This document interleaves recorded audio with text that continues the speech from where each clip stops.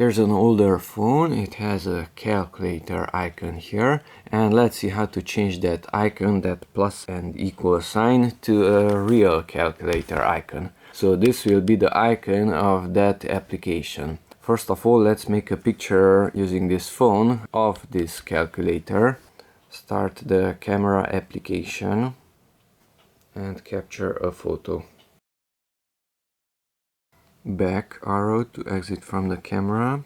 Now we have to long press on that icon and then short press. So long press. That purple icon appears in the upper right corner. If you don't do something, then it will disappear. So long press and then short press, long press and short press. Add new, we have to add the picture of that calculator. Add new. Now that's the size of the future icon. Leave it on 1 by 1 and tap OK. Here's the calculator in the camera section. Tap on it again. Complete action using crop picture or crop photo. Let's use the first one, crop picture. And we have to crop it to a square size. And you can move it left, right also. And close it with the OK button.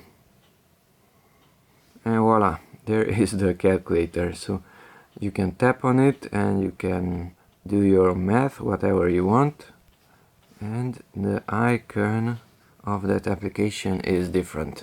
As you can see, there is the physical calculator icon. So this physical calculator is the icon of that virtual calculator.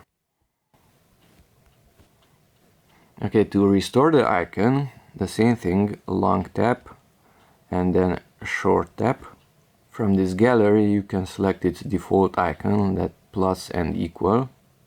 That's the icon that will be used, and close it with the OK button. And now it's restored. From the gallery you can delete the calculator picture. Gallery. Now long tap on that picture and delete. File will be deleted. Delete? Yes. Square. Swipe. And now if I long press and short press, the icon is still there. I can tap on it and now I can delete it. That one, delete.